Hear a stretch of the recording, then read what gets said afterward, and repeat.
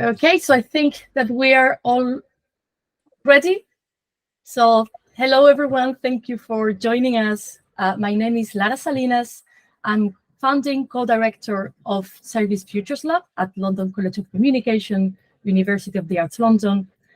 And I welcome you to this online gathering with friends where we are going to look back at design futures. This event is being recorded and it will be shared on our website. So if you don't want to appear in the video, please turn your camera off. And in the meantime, I'm admitting people joining to the call, so bear with me. So what is Design Futures? Really, Design Futures is a module that we teach in MA Service Design at London College of Communication that I've been leading since 2016 with my colleague, Marion Lagdemont, who just joined the call. And the point of the unit and what we try to do there is to say that design is about futures, but that we often forget. And that to design is to push for certain visions of the future and to open some future alternatives, but also to close some others. And we try to frame service design as a future-making discipline. So throughout these 8 years of collaborative practice, we have developed an approach that we call critical service design that draws on service designs, speculative critical design, and future studies. And it is a form of design for anticipatory innovation, more than profit and more than human, that we use to inform strategy, to inform policy and services in the public sector. And what we are going to do today is that we have this amazing panel, which is formed by alumni and by associated lecturers of MA Service Design. And each of them is going to share their take on design futures and how they've been applying it professionally. They're going to do it in under 10 minutes. And thank you all very much for being here. So in terms of questions, because we're very, very tight on time, please keep adding your questions to the chat. If you can write who you're addressing the question to, I will make note of all of them. And if we have time, we will have a short debate at the end. And if not, I will pass it to the speakers and I will share their answers together with the video. Okay. So without further ado, here, Thomas, I'm going to pass the slide so you let me know the rhythm. And there you go. Thank you. Sure. Yeah. Hi, everyone. And thanks for the invite, Lara. As you mentioned, I will be quick. Are the images loading, or is it my internet connection? I'm seeing Jessica's. Yeah. Maybe wait. Yeah. Anyway, so I'm Thomas. I did the service experience design course in 2016-17, so quite a while back. And currently, so I after the course, I worked on consultancy and design agency side. So I worked at Method in London, and then I moved to Berlin and worked at IDEON. I think now it's called Frog. And after the time at consulting, I moved on to the more startup world, and there I worked at Inform, where I can show you as well a project on which is a vertical farming startup in Berlin.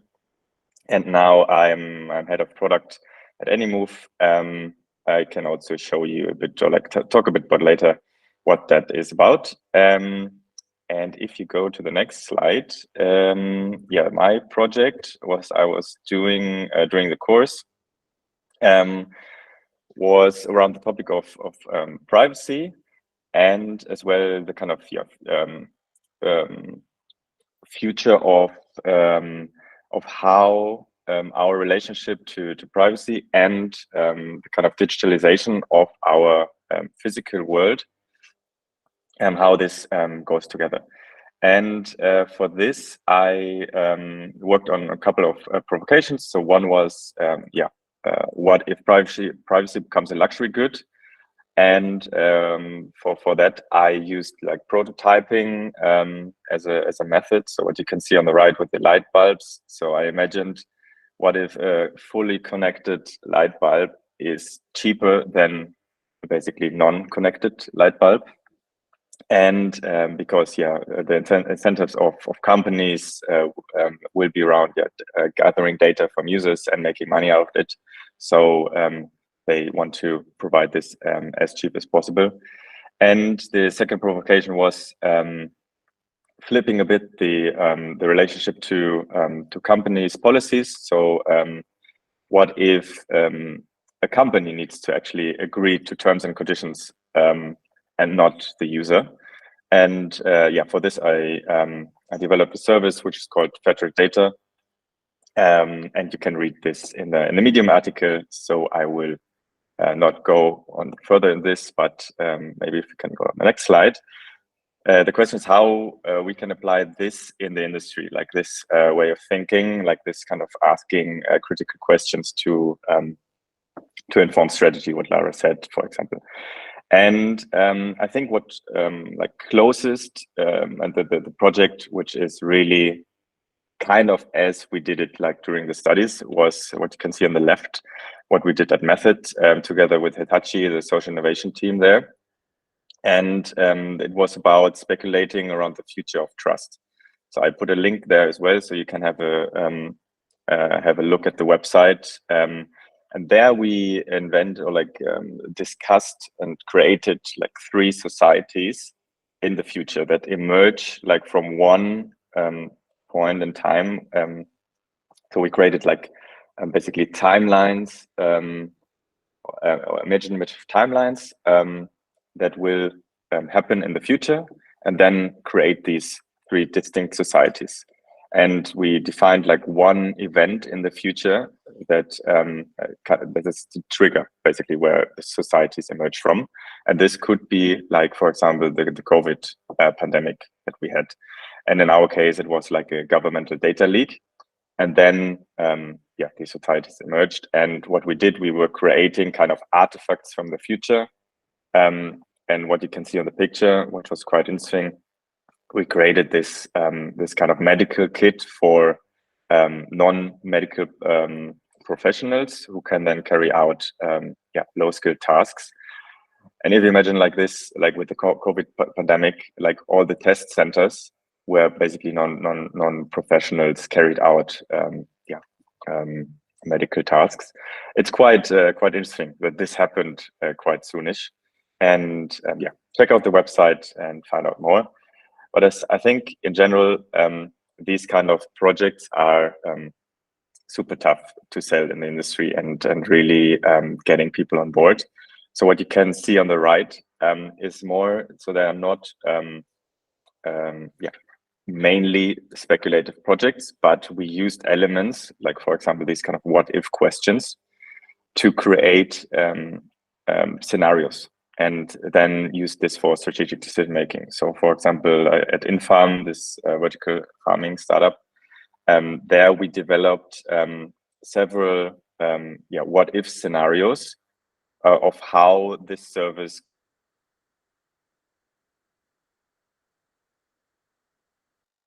one-year time.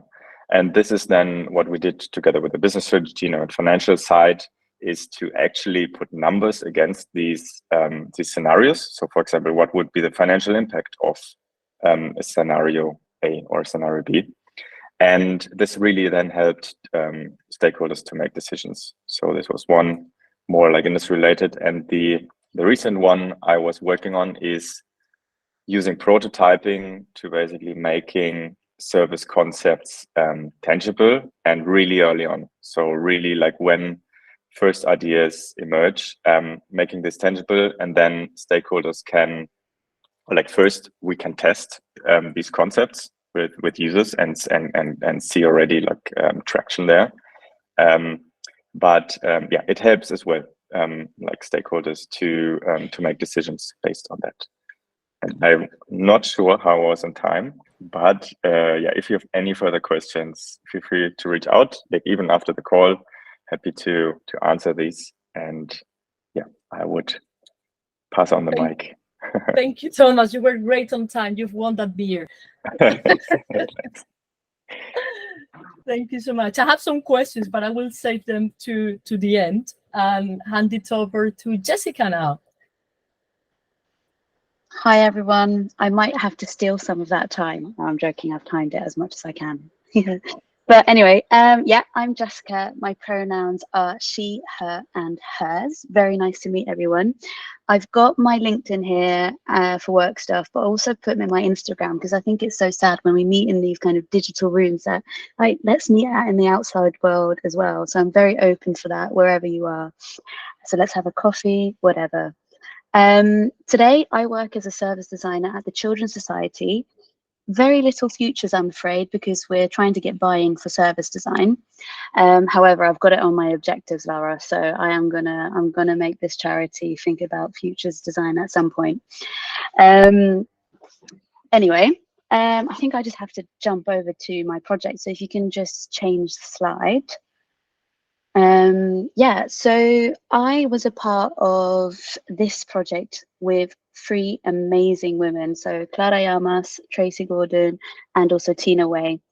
Our project was called the Citizen Influence Paid Citizenship Act of 2030. And we were a part of this of the year 2018. So I did my MA course in service design 2017 to 2018.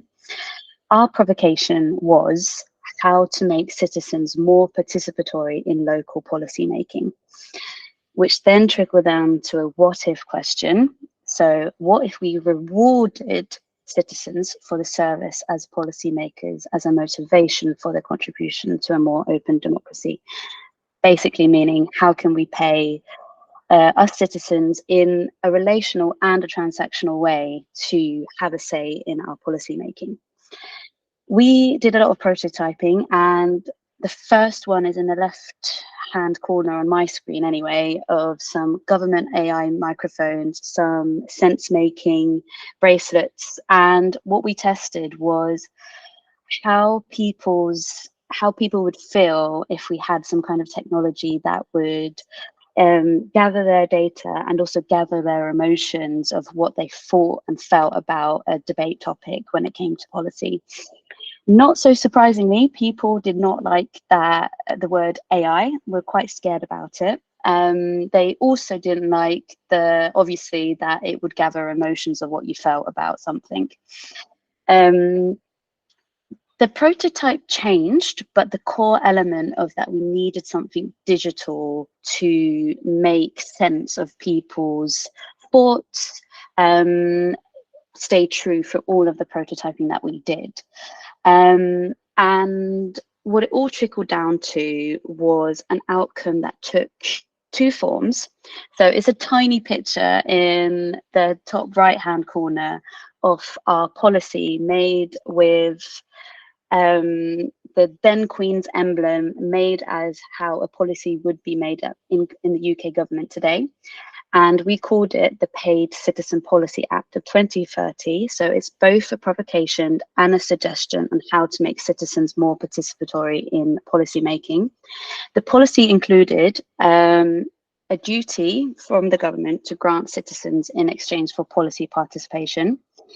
Also, number 2, education in participation will be provided since primary school. So it's a policy suggesting that from, not infants, but from maybe 6, 7, that we will learn what is a policy, how can we influence it.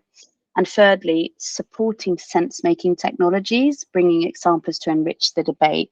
So this was what the policy included, meaning that if we were having a debate in a local community here in London about repurposing of a building, but the same kind of debate had happened in Addis Ababa or in Oslo or somewhere else in the world, the technology would then enrich this debate in London. So that was also a part of this policy. And also that experts could be involved as well. Then we also had a provocation art installation that represents this semantic knowledge of policy making, transparency, and the contact between people, which are the red circles, the policy that is the marine blue circles, and the data that is the turquoise.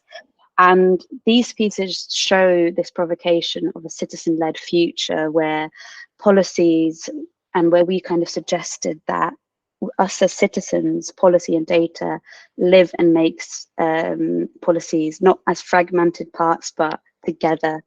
And just a caveat before I go over to the next project in my working life was that I was lucky enough to represent this group at the European Parliament. So I presented this policy there, which was a surreal experience.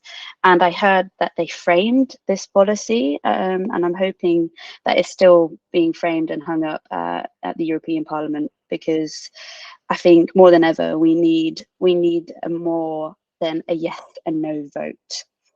So yeah, from another government to the Norwegian government, I'm going to talk about how we designed a future strategy for a client I had in Norway with the help of future scenarios that were already established as a tool and already used by the Norwegian government. So they had designed 4 different scenarios for the public sector. This really helped us with the client that we had, which was Tverga, which is a resource centre for self-organised sports and physical activity in Norway. So they are a centre commissioned by the Ministry of Health and Care Services back in 2017, I think it was. So they were fairly new as a public sector provider, and also had a bit of an ambiguous mission, because self-organised sport doesn't explain itself, and it's also quite divided politically in Norway back then, and it still is, because self-organized sport is often referred as lifestyle sports, such as skating, frisbee tennis, although frisbee golf I think it's called. It's often sports that don't have backing from a club, and who receive like quite big amounts of funding from the lottery, for example. So Tverga was created to be the self-organized sports ally for children, local authorities, or like the community enthusiasts to do the sports that they love, because Norway is super vast. If you want to do skating in rural Norway, it's not always that easy, because you need maybe sometimes ramps. And they were set up to help their users to do the sports that they love, but also help local authorities to see how can you make the route to school more active, more fun, more explorative than just like a straight tarmac road. So they are super exciting. However, when they came to us, what they lacked at the point was a clear direction of what they wanted to be for the Norwegian people, just for the now and for the future. And we were then asked to create a future strategy that would then have a purpose and a sense of direction. And we then used 3 of those 4 scenarios that were created for the public sector, and we put Tverga's users' needs into a value proposition, so the pains, the gains, and the jobs to be done, and connected to how Tverga would respond to these, as you do, but in these 3 different scenarios. So we use these scenarios as provocations for them to shift their really thought process of what they could become. And it's a little picture of the matrix, and unfortunately it's all in Norwegian. I'm going to try and see if they have done it in English, because it is a really interesting report. But it was also, these scenarios were set in how high trust we had towards our government versus low trust, versus how much the public sector had changed, or sorry, static to how much it had changed. And through all these discussions, through these scenarios, we trickled down to 3 possible directions for Tverga, where we recommended them to position themselves as this strong resource center, or the knowledge engine, with a clear action plan on how to work towards this direction. And our reasoning for this is because they needed to secure a stronger position in their society and have this future sense. And also their goal of wanting to make self-organized sport more accessible, so that in the long term it would be a positive effect on public health in Norway too. So my main takeaway from both of these projects is the power of our imagination triggered by futures, and it doesn't have to be that hard or complicated. You can use already scenarios to just make your client think a bit differently than they usually do. And it really does have the agency to make real systemic change for our societies, even if it's a tiny bit and baby steps. I don't think I've come across any better tool to help make changes. So yeah, very happy to talk more in detail if you ever have any questions. So yeah, contact me and also write loads of questions and I'll try and answer them as best as possible. I think I went over time. No, you're okay. You're okay. Thank you, Jessica. Thanks a lot. It was brilliant, amazing. I would really love to know more about that Noreen case. So yeah, definitely getting in touch. Oh, that's moving too quickly. So Sampada, I saw you there. Yes. Hello. So welcome. Hello. Your 7 minutes. Start now. 7 minutes, Lara. I will try and keep this brief. Hello, I am Sampada, and I currently work as a service designer within Deloitte. I am from the 2020 and the 2021 cohort of MA Service Design at UAL. Yeah, not going too much into my background. I basically come from a pretty tech-heavy background, and Design Futures kind of helped broaden the futures cone of technology for me personally. If we can move on to the next one, Laura. So as part of our Design Futures, the project that we worked on was called as the Incubation Garden. This was done in collaboration with a beautiful team of 4 other people, which was Musa, Claire, and Joeen. Kudos to all of them. So we basically wanted to tackle the problem of food and food poverty. So UK apparently ranks the 4th in the hunger scale in among the European nations. With the rising cost of living crisis, people are choosing between eating and heating in today's day and age. So the problem we were trying to approach was that, and it's a pretty big problem. So we were like, food poverty is not simple. It's pretty big, and it's not something one actor or one organization can actually manage. So the biggest problem that we identify, all of these people are actually doing a lot of things in their own fields. There's a lot of drive across the society in doing different things, growing food or being more sustainable in many different ways. Government is bringing out policies. There are industries that are doing innovation. We learn so much in academia about it. People are doing things at a small scale, but all of this is happening in silos. So the biggest problem space that we realized was that is how do we bring all of these different actors together? This is a big problem that needs big solution, which needs a lot of people, which needs a lot of cross-cutting conversations to happen. So we identified a real need for a space for these actors to kind of come together and generate a unified action against hunger. So we have a lot of community gardens that are actually pretty active and going on around little parts of different areas within London. For example, shouting out to Lara and her amazing community garden. If you guys haven't checked out, go to Surrey Quays. So our basic idea was to kind of repurpose these community gardens into more than just growing food. And we wanted to grow more things like growing actions, growing policies, growing new behaviors, skills, innovations, and opportunities. We wanted these gardens to become spaces where people, policy, people from tech and innovation, people from academia kind of come together and to kind of innovate. So we kind of created a community garden hub, which we called as the Incubation Garden, which kind of organized events weekly, monthly, brought in interesting speakers, brought in access to government, brought in access for people to reach out to the government, but in a more non-technical, non-paper processy ways.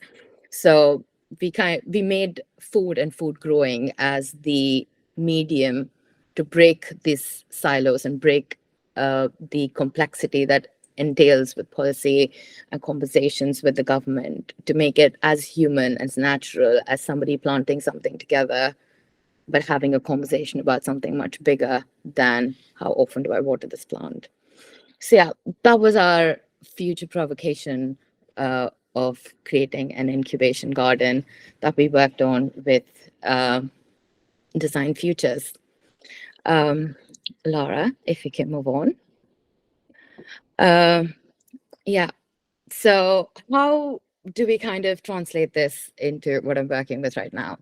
So currently, I've been working over the last couple of years with the Home Office within Deloitte.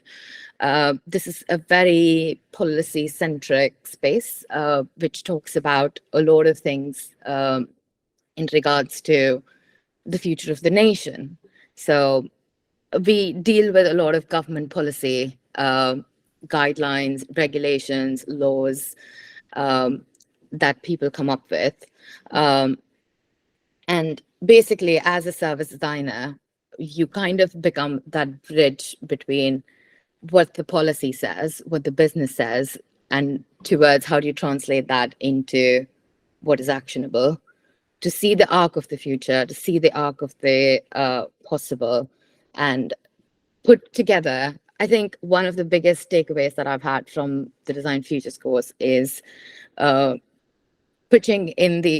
out the arc of the possible, bringing in as many actors as possible from within the service to kind of ideate and brainstorm and go as wide as you possibly can, go into creating those wacky ideas, and then be real, be tangible, put these little prototypes in front of real people and see how they react.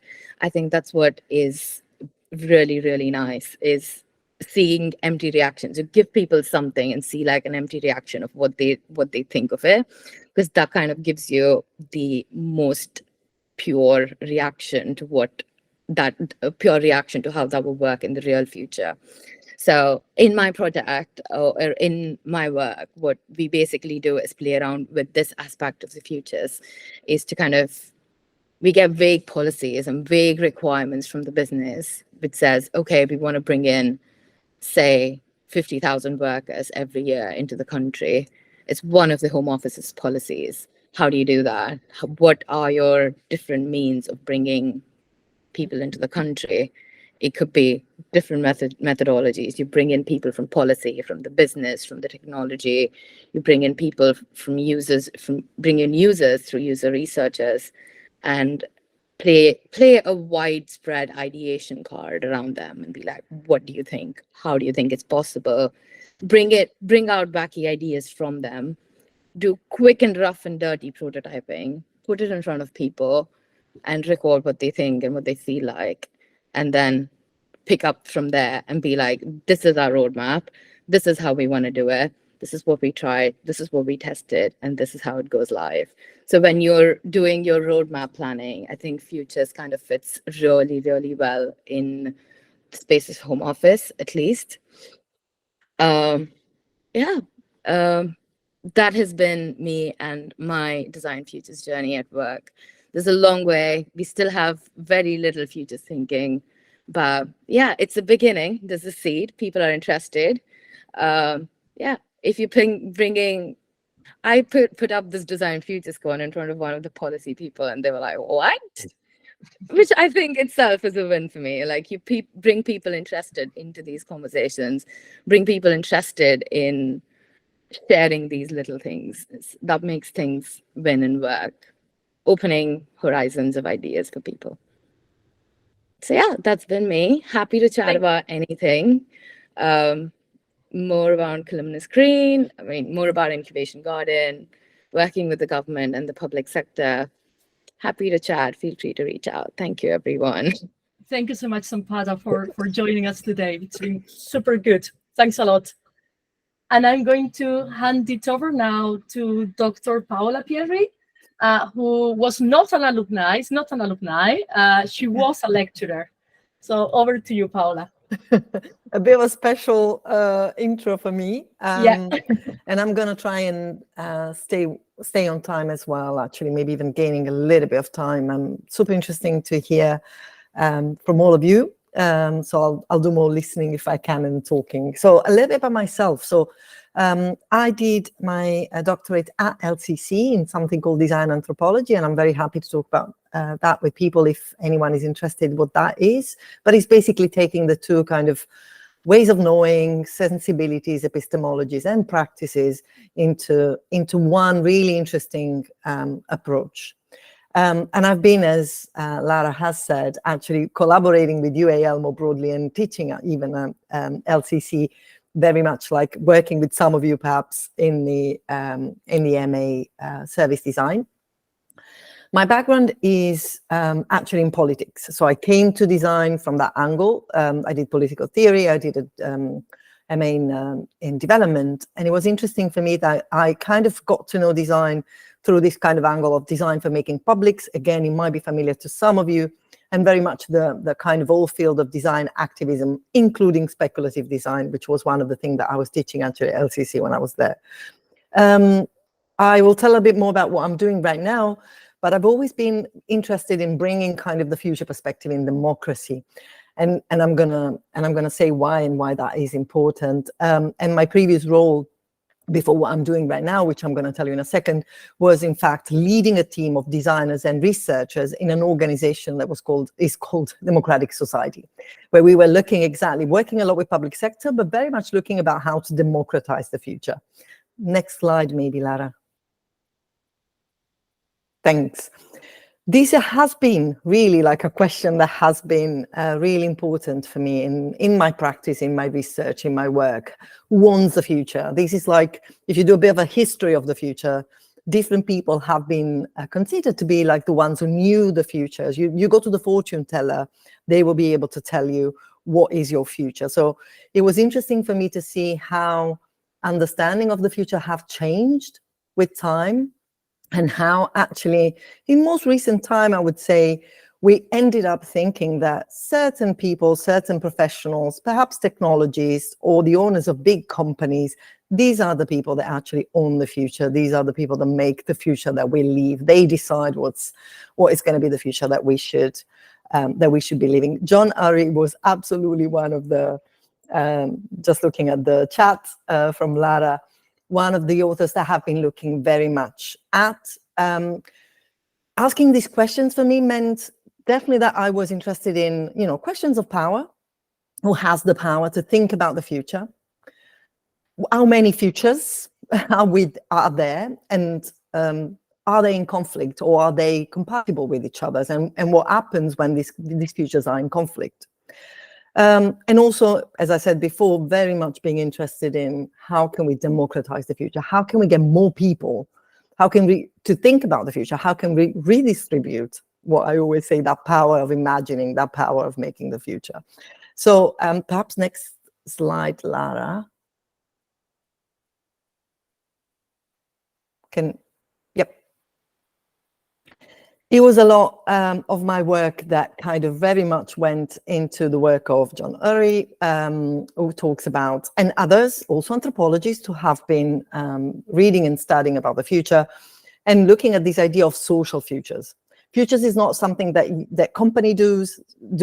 Future is not something that individual does. Future is very much a collective good. It's something that happens in relationship when people get together. It's something that actually joins groups of people as we together think and decide and discuss which futures do we want to have and live in the future. And the question of power there is absolutely central. A lot of the work that I'm doing right now, and there is one more slide, I believe, from myself, is in fact dealing with questions of power and very much questions of decolonizing the future as well. And I'm going to tell a little bit more in a second. So yeah, maybe we can move slides. So I'm doing two things, and I'm going to talk about this now for a moment. And then there was another slide, Lara, but I think it got lost, maybe in moving. Say again? I don't think I saw any more slides. Yeah, sorry, there was one more, but I can talk about that in a second anyway. So it's another piece of work I'm doing. But this is like one of my roles. So I'm managing a community of international CSO organization. This is based in Berlin. It's called International Civil Society Center, and it's a really interesting center that actually is owned by a series of like big international civil society organizations. That's what that acronym means, or international NGOs. So the like of that you will definitely know, like Amnesty, Oxfam, but also Islamic Relief and many, many others. What we're doing is working in this community that is the only collaborative community that looks at future trends and future analysis for the international civil society sector. And the aim, the intention of that space is to create really a safe peer support space where these organizations get together quarterly, and we're going to have a physical, actually annual meeting and gathering in Berlin very soon.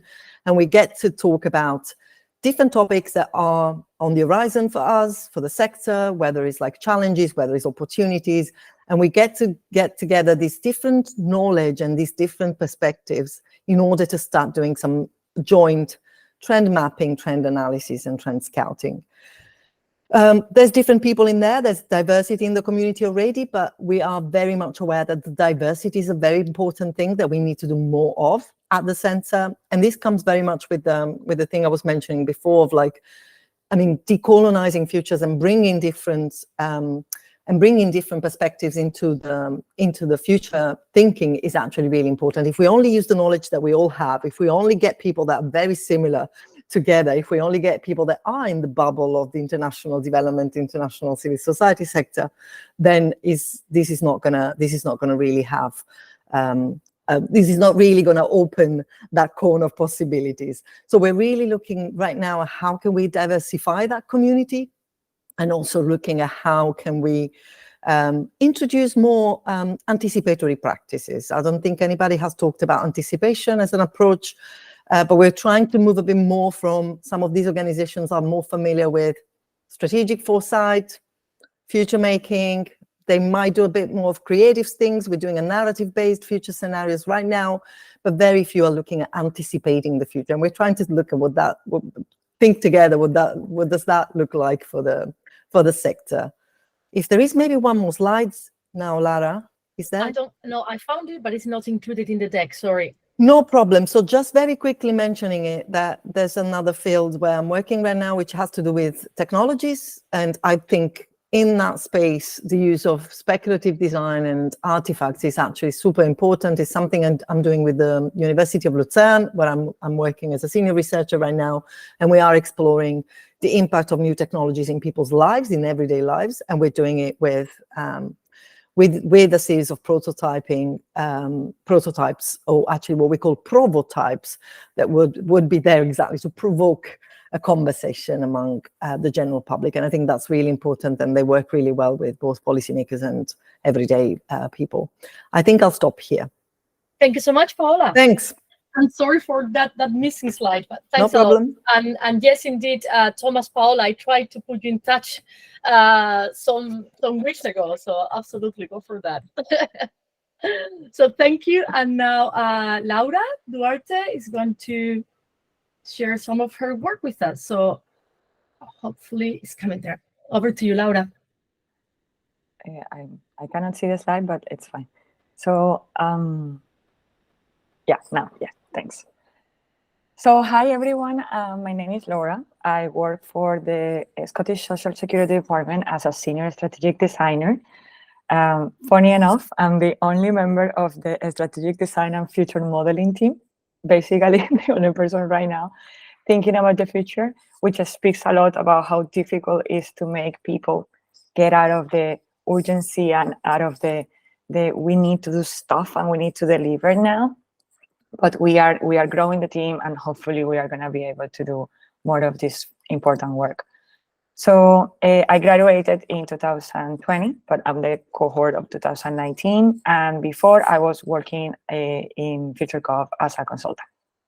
So I think we can move to the next slide to just jump right away into the project. And basically, the project was with also like a group of people, like a group of friends. And it was in the context of a partnership with Bite Back, or with actually Jamie Oliver organization, and the project that they were trying to push was Bite Back 2030, and this idea on to end child obesity by that date. And they gave us this challenge around like, how can we actually make this real in the context of three things or three spaces that they identified that children gravitated towards to. And one of those were like food shops or supermarkets. So we were assigned that project or that context, and then we had to think about how we are gonna make this tangible and explore what we are like looking to explore. And there was something that caught our attention like very, very early in the process, and it was this idea of like a future where all the dreams of please regulate become like a reality. I think, as Lara was mentioning before, it's so real, and the future is such, it's just around the corner that it's better to question it, to be able to use these tools and this mindset and this discipline to be able to help people to understand what they are talking about and what does that mean, and how that thing that they think we need, which is more regulation, has an impact on people. So the trends that we were observing was like governments across the world were already regulating advertising and packaging heavily. Some countries more successful than the others, with a traffic light system, with like a code, like prohibiting like certain type of messages. But that was something that was already happening. There were tons of citizens and advocacy groups asking for more regulation, especially around children. And the partnership with Jamie Oliver organization was a proof that this trend was like actually like real, or very tangible. And there was this also growing interest on growing local food locally and sourcing food locally, and also this reality in which we live now, that we are interested on or very concerned about the climate crisis, on how can we do or support that from our own like possibilities by choosing products or buying more sustainable or local. So all of that was the scenario in which we started, and all these things seemed so real that we were constantly questioning if this actually was a future project, which was very interesting. But we found or we choose this main provocation around regulation, which was the most interesting one. And it was, what if the government regulates and standardizes product packaging? And if you really like that, you are like, they're already doing that. Why these girls are exploring the future on that? But we wanted to push it because that's when everything gets tricky, when a bunch of people, like mostly white, sit in one room and then decide like the future for everyone without going deeper on like those little things that we actually need to trigger and to think about. So we chose packaging and we push it. We push it by like playing with color, by modifying the messaging, by playing with the sizes to embed regulation through those very tangible, easy to capture or to see. So you can actually see a product and be, wow, this has been heavily regulated. We also use shame and through, for example, the grocery bag that you see there and the transparency in the grocery bag, the receipt to shame people for not like behaving or buying sustainable and choosing products that increase their carbon footprint. And also through posters, so through advertising. And then you can see how it's vandalized, because we also imagine like people's response to this idea of like being shamed publicly for your eating habits. We also play with the power and this idea of the priorities. Like, how can you see what are the priorities of a society based on what you can see in your surroundings? So we embedded that through the prices, the sustainability messages, the store display, and how regulated was the store display, and the order that everything was placed was also something that it was very important for us.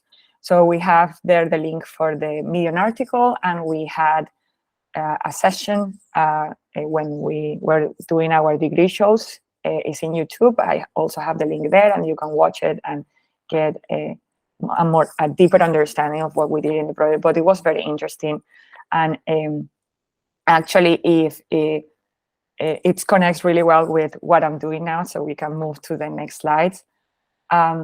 And it's this idea of like, it's okay to move to the next slide, Clara, if you can, thank you. So it's actually this idea of like how everyone, when they think about the future, they think on this remote, like super far thing. And then we tend to be either very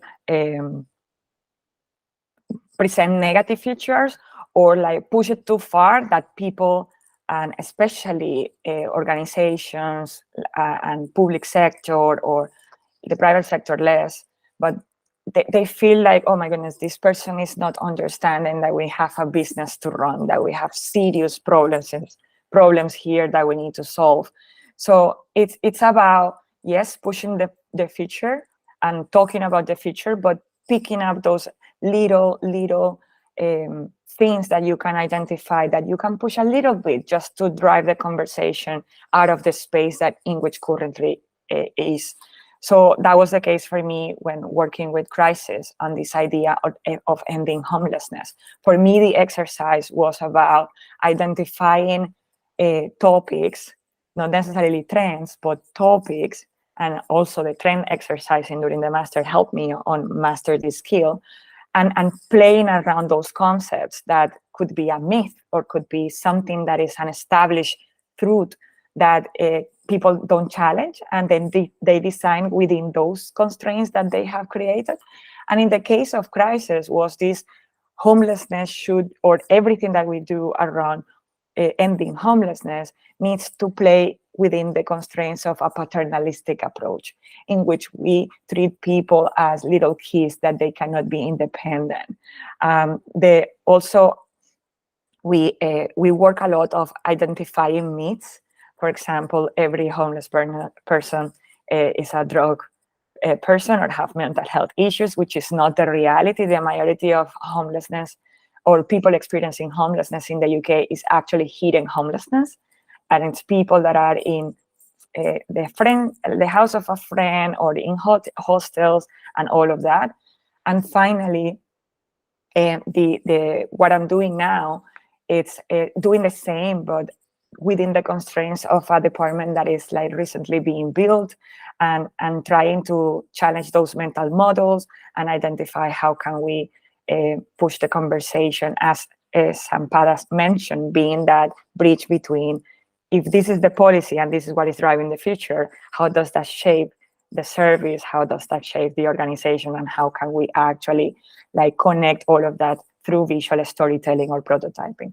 And we can talk in another day about this, but I also enjoy in my free time to explore and write a little bit about like other ways in which we can like push the discipline a little bit further. And in this idea in which I'm working now, it's how can I explore new ways of co-designing the futures through art installations, and finding new vehicles to present positive futures that is we desperately need. So yeah, thank you. Thank you, Laura. Thank you very much. Thank you so much. It's amazing. And yeah, I think that there is space to talk more about the arts space as well. That we also very interesting. Thank you. So from Lara, we go to Marina, also working central government, but a different one. So over to you, Marina. Thank you so much. Sure. Hi, everyone. I mentioned to Lara earlier, I'm having some issues with my Wi-Fi. So if I cut out, please let me know. Some of you already know me, but I did the MA service design course from 2020 to 2021. So in prime pandemic years. So I think the kind of work that we did and the kind of artifacts that we delivered were a bit different. And I'll talk you through that in a second. But since graduating, I've been working as a senior service designer at the Government Digital Service. And I'm very excited to tell you about how we brought this future thinking into the work that we do embedded in the center of government. So if we can move over into the next slide, please. Thank you. So for our year, we were collaborating very closely with Southwark Council, and specifically, they had in 2019 declared a climate emergency. So they knew that they had to meet their goal, or at least strive to meet their goal of making the borough carbon neutral by 2030, and they wanted our help imagining what that would look like. We were divided up into teams, and each team was given a specific lens through which to look at this problem. In our case, our lens was energy and construction. So what did reaching carbon neutrality for the borough look like in the building space, in the energy space? This was all pre-energy crisis. So I think, like we were saying earlier, this is even more relevant in the current context of what we're experiencing. But very early on, through our horizon scanning, we started looking at what was happening. And none of us were surprised to find out that buildings are responsible for 70% of the UK's greenhouse gas emissions. But what we were surprised to find out is that unlike other types of property that are getting demolished, rebuilt, or being repurposed in other ways, 80% of public buildings are expected to still be standing in 2050. So we saw an opportunity there. If these buildings are here to stay, what can we do, or what can we imagine the government doing to use them as a vehicle to deliver on this strategy for the future? So with that in mind, our provocation was, well, we had twofold. The first one was, what if the Paris Agreement was binding? So what if governments all of a sudden were forced to deliver on their promises, and it wasn't just something used in campaigns and used as a nice thing to have on their roadmap, but not something they're actually delivering? But what if this was something that they had to deliver on? What would that inspire? And with that in mind, we then moved to think, okay, specifically for Southwark, what if Southwark were to pilot a radical approach to sustainable energy by prototyping or by using their council estates as prototypes for what green energy generation could look like? So as you can see from the top image, we imagine, what if a council estate, for instance, had its own wind turbines on site? What if they had green gardens, even if they were vertical gardens, or greenhouses on their rooftops? Like, what if we brought all these elements of green energy onto the building itself? But beyond the actual energy generation, that sparked a lot of conversations around how people would actually interact with this. So what if folks, for instance, were giving a specific allotment of energy that is provided to them by the building, and then it is a choice whether they want to only use that and then not have any energy bills, or also connect back to the grid and supplement their green energy with actual, like, standardized energy. And like I mentioned earlier, because we were doing this during the pandemic, we ended up doing a tour of what an apartment in this estate would look like. So if later on you're interested, you can actually visit the video presentation. And we took one of the flats of one of our teammates and transformed it into an apartment from the future. So what would it look like if charging your cell phone was actually done next to a little solar panel that you have by your wall? What would it look like if, when you were planning for your week, you were actually taking into consideration things like the weather? So you only did laundry when you knew it was going to be sunny and you wouldn't need to use energy for drying. What would it look like if your meals were planned around their carbon footprint? So how would all of these decisions happening at a government level end up trickling down into your daily decisions of how you interact with your energy consumption? So this was a really fun project, and I really do encourage you all to watch the video. But the most interesting thing for me is, like it's been said again and again, this wasn't as far into the future as we thought it was. I only finished the master's a couple years ago, and in that time, there's already been 2 council estates that have prototyped something similar. There's actually a council estate, I think it's in Brighton, that has partnered up with a local solar farm. So a different take, but on a similar concept of self-sufficiency. And there's another one in Bristol, I believe, that has actually taken, I don't know if they saw this image floating in the internet, but they have their own solar turbines now installed on their rooftops as well, and have generated not only enough energy for their building, but they're actually making a profit by selling the energy that they're producing that goes beyond the needs of its residents. So again, very interesting to see how things that to us feel like they're dystopian or very far into the future can actually find their ways of getting into our reality. But now if we can move on to the next slide, please. There we go. So you might recognize the photo on the left. For the other speakers that aren't familiar with this, we are currently partnered up with Lara Marion and the Service Design student group. They are using our offices and GDS, and more specifically the gov.uk program, as their partners for this year's program. So as a student once and now someone on the other side, it's been really interesting to sort of bring this type of thinking into the workspace that I'm in. And I have to say that the response at GDS has been spectacular to all the work they have all been doing. So it was so spectacular that it helped us sort of advocate for futures thinking. And in a last little reshuffle that we had at work, we now officially have a team called The Greenhouse that I'm a part of, where we partner up user researchers and designers to sort of move away from this very crisis mode space that GDS has been in over the last couple of years. If you think about a time since Brexit, we've gone from Brexit to COVID, to Ukraine, to cost of living crisis, to the energy crisis. We've barely had time to catch our breath. And I think it's precisely because of that, that it's so important that a group of us were able to splinter off and create this team that doesn't just react, but actually tries to preempt. So there was a lot of talk earlier about anticipating the future and not just responding to what we see as happening. And that's what this little team is hoping to do. I wish I could give you more examples of how we've achieved this, but the reality is we had our kickoff last week and this is very early days, but hopefully we can all stay in touch and I can bring you on the journey of what we end up doing with this team. But just to give you a sense of the kinds of questions that we're asking, obviously we can't go, like Laura is saying, we can't go too far into the future and propose something that is so radical that people don't understand why it's relevant or what we should be thinking about it, but we're sort of taking baby steps. We are using the concept of life events and asking ourselves, what if the government stopped thinking about services as independent interactions and actually saw life events in a person's life as a trigger for multiple government interactions? So to give you an example, we chose 2 specific life events. One of those is becoming a parent. So at the point in time when you become a parent, all of a sudden you're interacting with government because you need to get a birth certificate. You might need to get a passport. You might need to apply for a specific set of benefits that you need in order to provide for your kid. You might need to start thinking about how to register someone for schooling.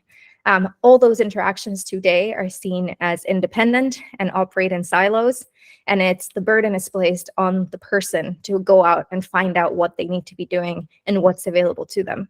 So our provocation is, what if we took that burden on? What if we intercepted you at that point when you need us most and made it very transparent and very clear what we can do for you as the government?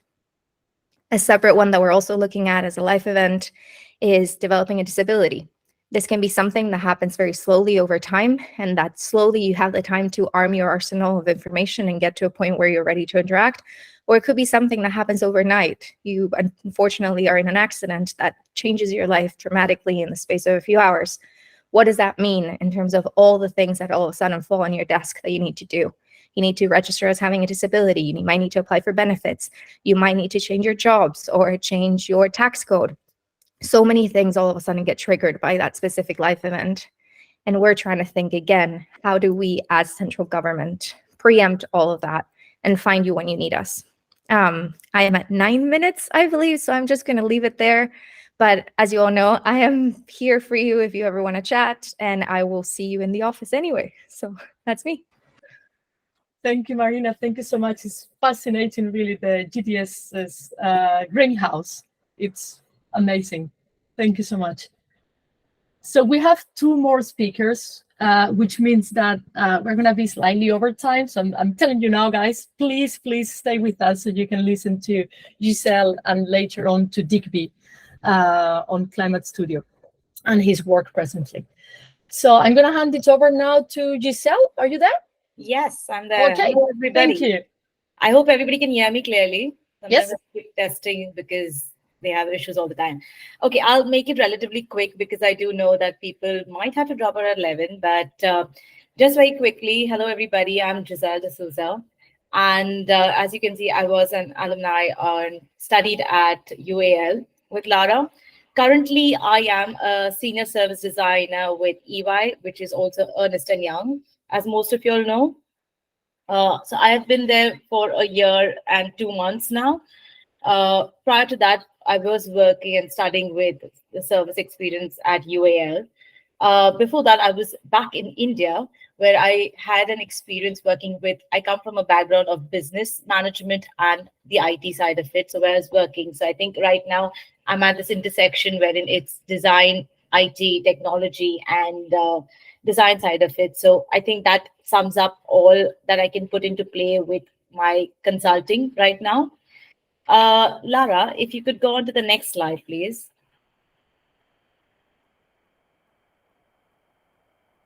Okay, so today I'm going to talk about, the first bit that I'm going to talk about is the project that we did in Design Futures when I was in UAL.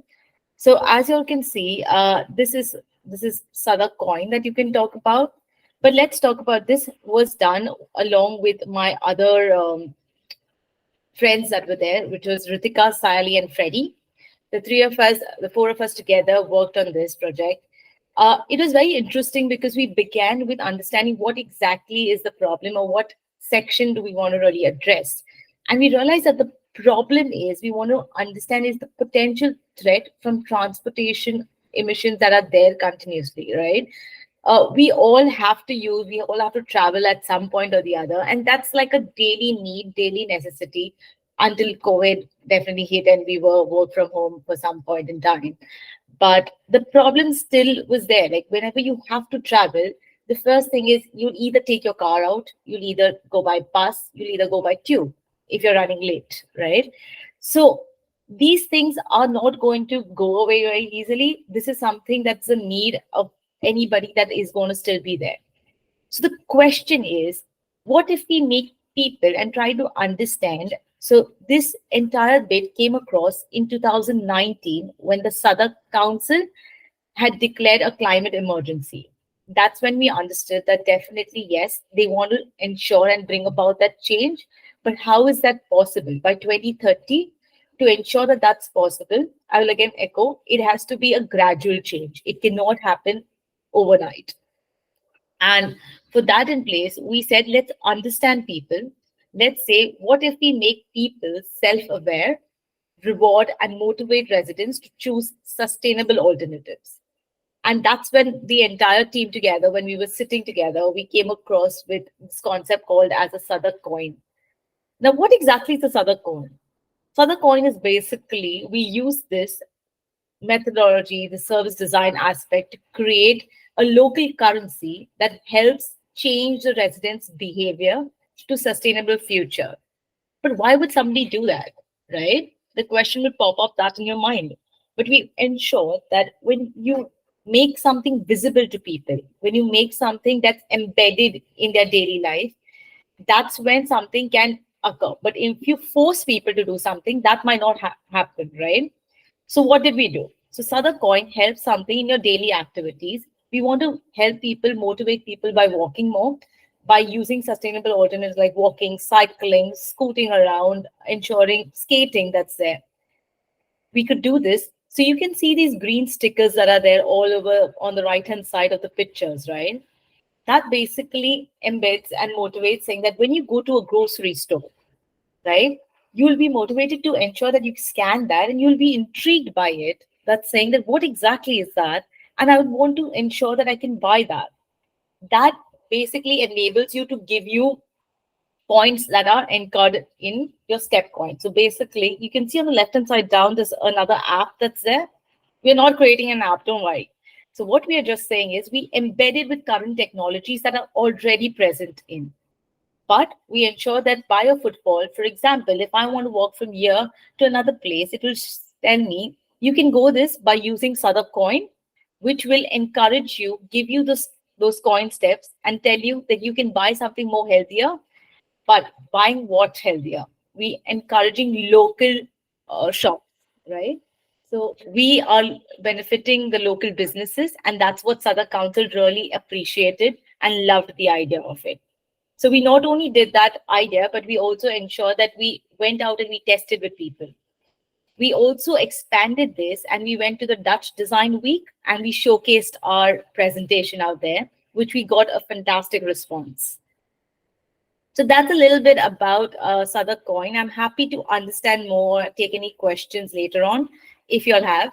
I'll move next at how did we apply the design futures into my current job, what's happening currently. So again, I know you all have had a lot of references of people working in the government. I'm one more addition to them. So though I'm working at EY currently, but one of the projects, we work on multiple ones, but the current one that I'm working on is with HMRC. We're trying to understand and scope the future or understand the strategic view, right? When we're talking about something called as a single trade window. And a single trade window is basically for trade that's happening, of imports and exports that's happening daily, what you get to your doorstep, basically in your daily life, but how does that happen at a macro scale?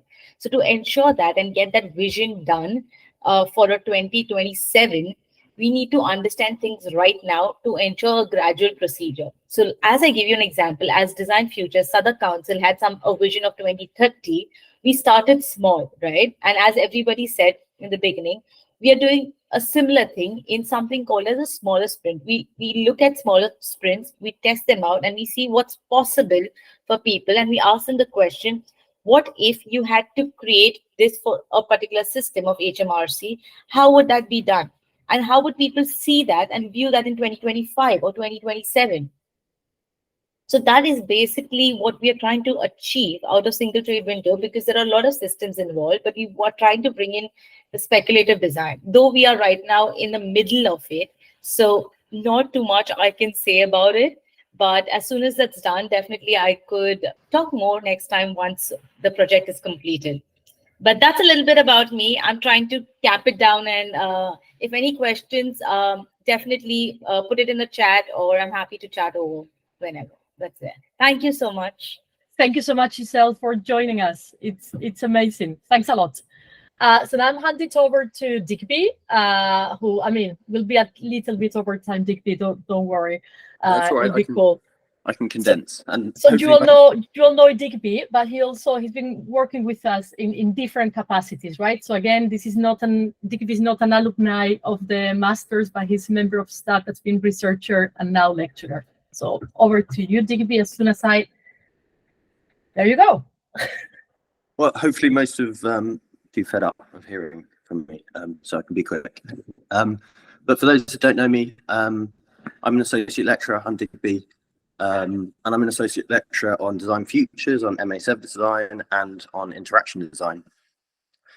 And my sort of research and sort of practice are sort of oriented towards biodesign and community co-design. So I've just decided to collect the rubbish outside the window today. But past work, I've sort of worked with on sort of Future Neighbourhoods 2030, which was launched by the Mayor of London and Camden Council, and part of the public collaboration lab at CSM. And so this was to introduce and encourage circular trading in Somerstown and increase local sustainability and economies. And that project sort of featured collaborative designs, workshops, handbooks, and it was co-created with neighbourhoods while training residents to build and sort of repair eco-stools. But the main Design Futures project is Climate Studio. On the next, thank you. Oh, here we go. And this was last year's project on Design Futures, and it was working to rethink local council policy, but specifically sort of design-led civic engagement activities, but in tackling climate justice at a neighbourhood level. And it was a sort of series of public-facing workshops and consulting over sort of 100 children and young adults. And the workshop series at the Docklands Settlement Centre and across the Doug Gardens was sort of encourage residents to think about their preferred future for Southwark, and specifically on sustainable food. And specifically, as you'll probably know, I'm fed up with this word, but diegetic prototypes, right? Trying to physically represent the many different sort of touch points of future services, and paving the way for a net zero borough, because there's a big disconnect there. And it was fascinating. Sort of the methodology was sort of to define the needs, desires, and sort of possibilities behind communities, but specifically trying to place them within the interlinked challenges of social justice and climate change. And I know there's what looks like a very silly balloon with hands in the main picture there, but making was a key to sort of unlocking this sort of inquiry and having that sort of playfulness, whether with kids, young adults, or adults, in constructing, conveying the entangled histories and sort of aspirations. And as a project, it really gives a space for agency and sort of being able to make visions a reality. I think for me, the sort of whole practice of the Design Futures module and Climate Studio in particular is that when we talk about policy, it's really out of people's reach. And whether you're a child or an adult, it's really easy to feel disconnected and disempowered, particularly on how one's everyday actions can influence global challenges such as climate change. And people feel intimidated by this, right? It's sort of the project of Climate Studio working with Southwark Council allowed a way in. It was a journey and sort of providing a space to provide encounters to create meaning. And it was a space to offer reassurance and a space to question and envision. And but particularly, even as Paola said earlier, but particularly envisioning social futures and how to get there in that sense. And then the next slide, please.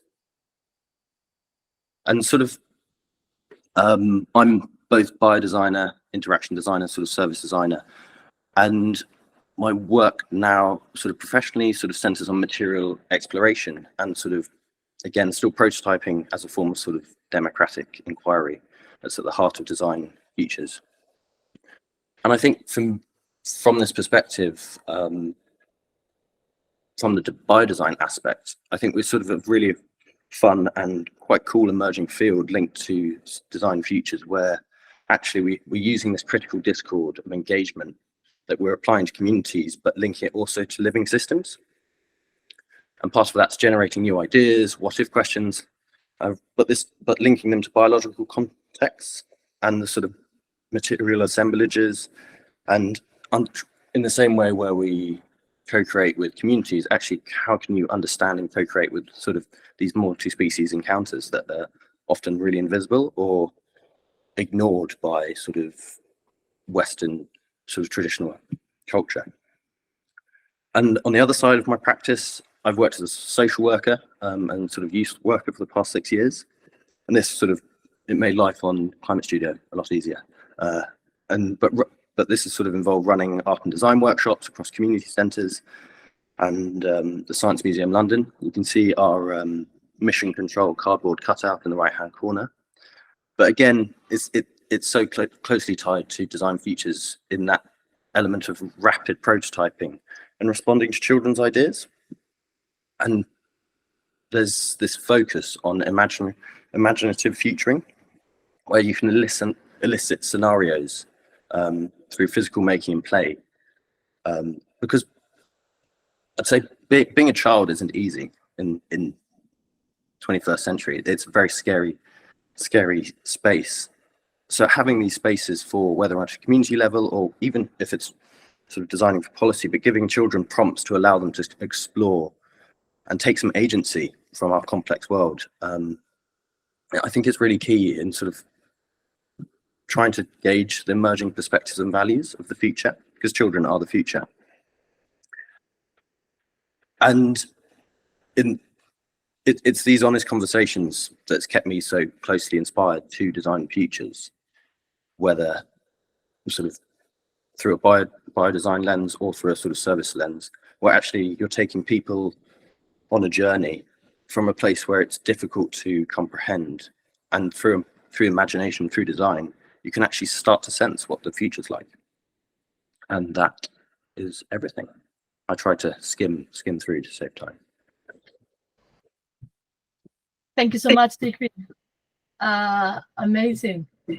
Thank you, everyone, and thank you, especially Digby, for wrapping it up so quickly and allows us to almost be on time. It's been a pleasure. I really need to look into I'm trying to stop the scent, to really look into the conversation again and to really revisit, how you're talking about applying all of this in industry. It's super good, to see that the work we are doing out of the classroom. So thank you very much, everyone, and I will share the recording. And yeah, thank you for being here. Bye, everyone.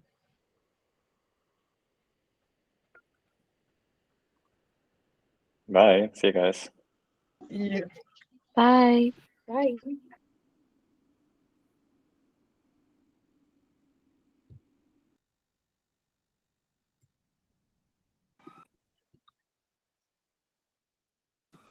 I hope that wasn't too quick, Laura. I sort of tried to speed through to wrap it up. Say it again, I sorry. hope that wasn't too quick. I tried to slightly speed. No.